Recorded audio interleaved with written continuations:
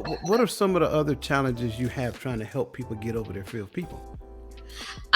So sometimes people will, start claiming the anxiety, Mm, um, stress, things of the sort. And for me, I'm not saying these things are not real. I'm okay. really not. I just choose not to deal with them. So when they start claiming that, one of the things I'll do, I will pray with them. I'll pray for them. I'll send them scriptures and just remind them that's a trick of the enemy. Your success is on the other side of Right. you opening, like you have to open your mouth. There's Right. no way around it. Sometimes people ask, oh, because one of the things that I do a lot is I go Facebook Live. I'm Facebook Live a lot. In Okay. the month of May, I was Facebook Live every single day that month. Nice. Well, do I have to go Facebook Live? You don't, because that's not a requirement. Mm-hmm. But depending on your goals, you have to step outside your comfort zone. There Right. is nothing in your comfort zone but comfort. Mm. That's it. So I just kind of try to remind them of whose they are, the gifts and talents that they've been given. And hey, sometimes you just gotta boss up and you gotta face it. That's it. I'm using that too, by the way, boss up. I'm, I'm, You I'm gotta stealing. boss Listen, up. I'm stealing all the Tanisha isms today. Just so that you know, that's my term for it. No, so I like the fact that again you brought comfort zone to the conversation. I can't like that is a real big talking point for me. Whatever you want in life that you don't already possess is found outside your comfort zone. So Yes. what we have to do is become comfortable being uncomfortable. And what we do is we put ourselves in a continual cycle of growth. And that's just it. You can't choose comfort and stay there. That's called complacency. So Right. we have to find a way to be uncomfortable consistently so that we can keep recreating our comfort zone in the direction in which we want to go. And so I love the fact that you brought this to the conversation because clearly you have mastered being uncomfortable. Now, this is the other thing, right? Because you could not have done all of this, like creating a team as large as you have and going through the ebbs and flow of all of this. There's no way in the world that you have done all these things and not learned things about Tanisha. So what is the biggest lesson that you learned? That I am more than what I think I am. Mm, I'm more capable of what I think I am. You know, I trying to make this thing make sense that's and not fine. get emotional. You're gonna have me on here crying and carrying. That's I'm all right. trying to do my lashes. That once I chose to believe in me, Mm, there was no stopping me. wow. That's it. I learned that I can, I guess I kind of felt like almost like I wasn't worthy, Mm, if that makes sense. right. That I wasn't smart enough. In my business, I deal with different people on different levels of life, different Right. education. Yeah. And I didn't feel as if because of my background, that I was able to sit in a room and hold a conversation with certain people. And I Mm, learned that I am, and not only am I, but I can do it being me, yeah. being who it is that I was created to be.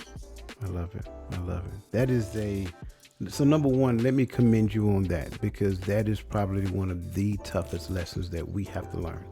Just being able to overcome just past experiences, the way that we were raised, some of the things that we were taught to believe, just overcoming those that is a very steep hill to climb within itself. But now you put me in rooms with people who already earning six and in some cases seven figures, right? Some people who carry these titles that say CEO or CFO and things of that nature. It could be a little intimidation in there. And then what you'll do is that's that internal conversation that starts happening. I don't know if I'm qualified to talk to this person. I'm not know if I'm qualified to be in the room. Here's the thing that we like to say. If you were never qualified to be in the room, the opportunity would have never presented itself. That's it. Lead again, build the airplane in flight. The more you're in the room, the more comfortable you're going to be being in the room. So being in the room is one thing, adding value in the room is something else. Yes. So sometimes what we have to understand is we got to get in the room so that we can understand what value looks like in the room. We don't go in the room talking first. We go in the room looking to learn. Once we get in there, now that we've acquired the necessary learning that we need, now we can add value. I think that's one of the biggest mistakes that I've seen people make. They first get in the room and they go in the room talking. That doesn't work. Get invited out the room.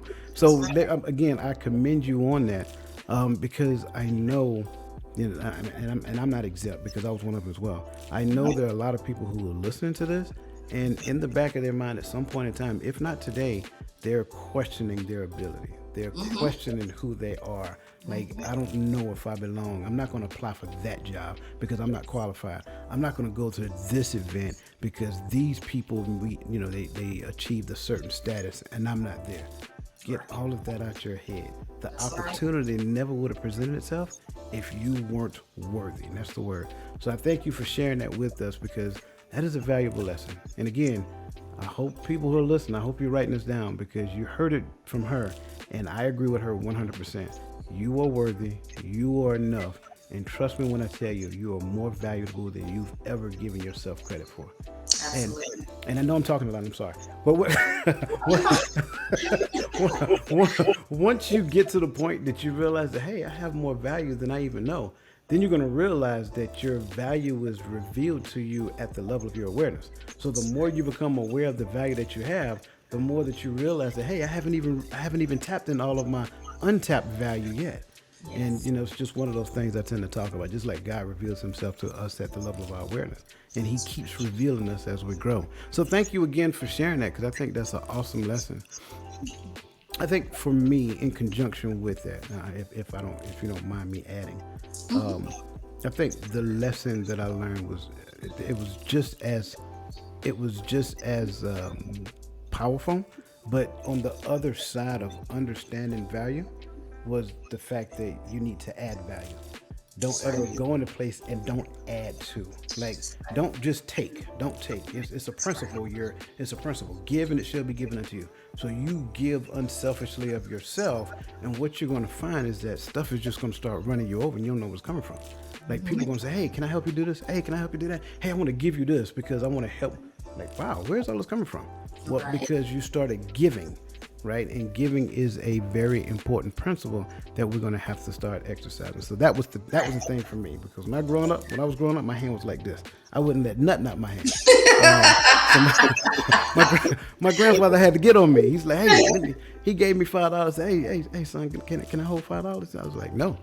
He said, I just gave you $5. That's all right. It's mine. It's mine. Yeah, it's mine. He said, let me see your hand. He said, make a fist. And I did that. He said, son, sometimes you have to understand. He said, you can clench your fist so tight that you won't let anything out. But just like you won't let anything out, you won't let anything in either. That's good. Most powerful lesson I learned as a young man. So thank you for sharing all of that. Now,